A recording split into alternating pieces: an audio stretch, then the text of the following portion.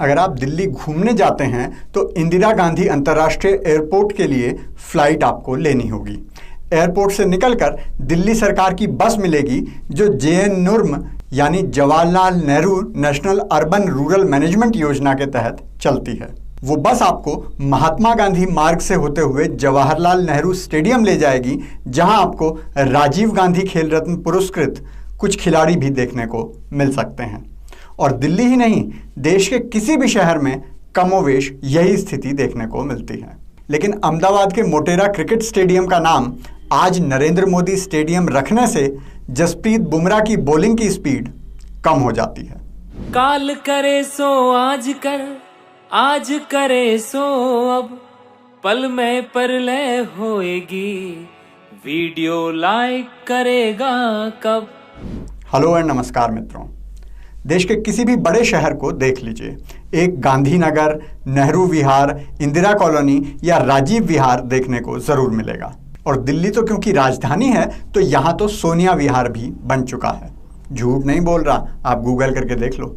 और इन सभी मोहल्लों के नाम परंपरागत तरीके से स्थानीय लोगों द्वारा नहीं बल्कि नगर निगमों और सरकारों द्वारा रखे गए होंगे।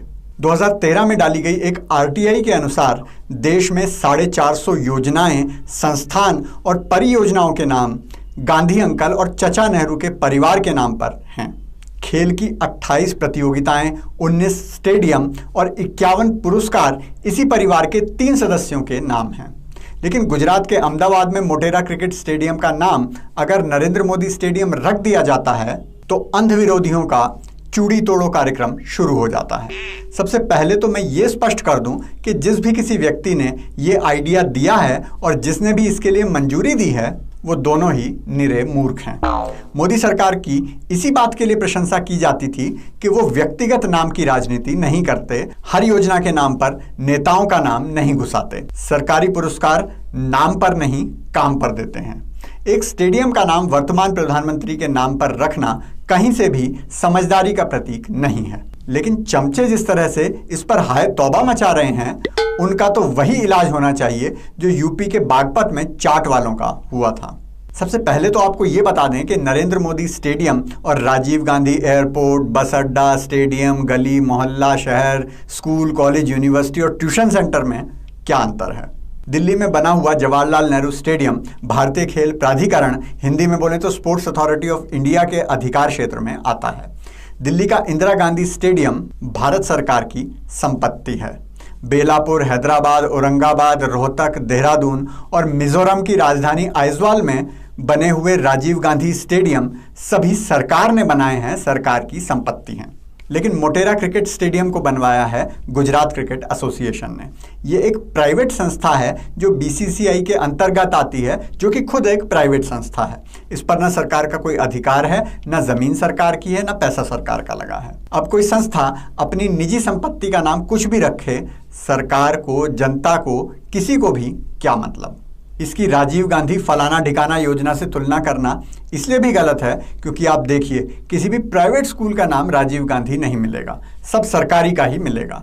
दूसरा झूठ चमचे चला रहे हैं कि सरदार पटेल स्टेडियम का नाम बदलकर मोदी रख दिया गया, मतलब पटेल का अपमान है। उन्हें कोई बताए कि क्रिकेट स्टेडियम का नाम मोटेरा क्रिकेट स्टेडियम था, उस पूरे स्पोर्ट्स कॉम्प्लेक्स का नाम सरदार पटेल स्पोर्ट्स कॉम्प्लेक्स था, जो आज भी वही है।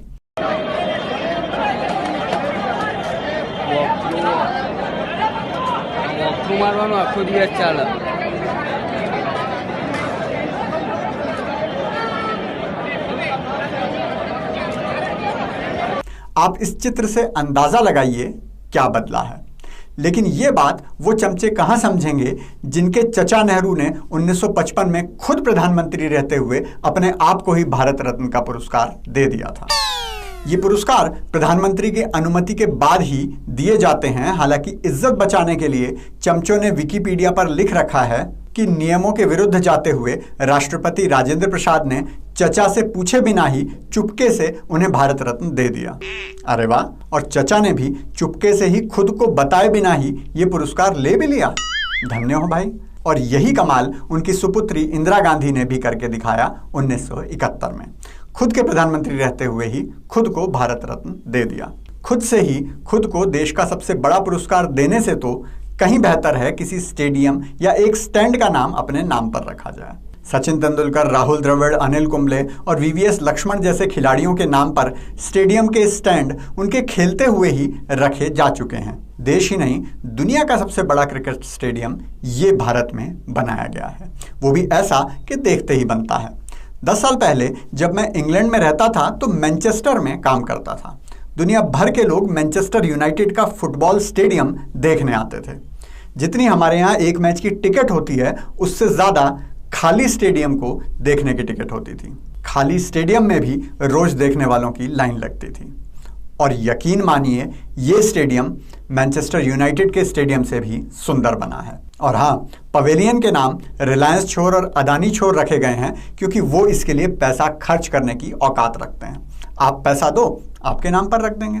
इसलिए हे चमचों, गर्व करो, और गर्व नहीं कर सकते तो कम से कम मुकाबला करो, जलो मत। बाबा का आज का ब्रह्म ज्ञान है अंध विरोधियों के नाम। जब वो कहता है मोदी है मौका लीजिए, तो वो आपको फंसाने के लिए जाल बिछा रहा है।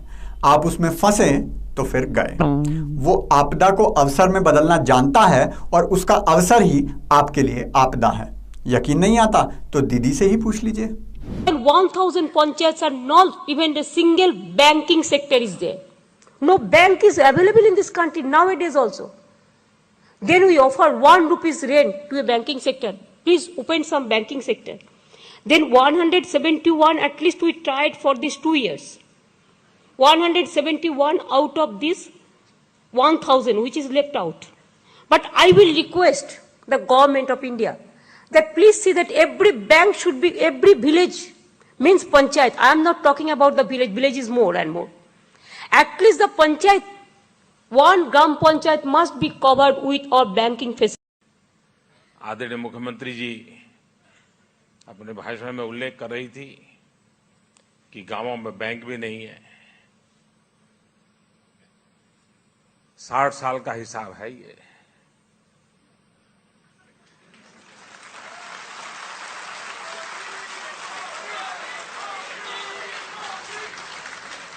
उनकी पीड़ा बहुत स्वाभाविक है। मैं भी उसमें अपना स्वर जोड़ता हूं, लेकिन उन्होंने ये बात मेरे सामने रखी क्योंकि उनको भरोसा है अगर करेगा तो यही करेगा।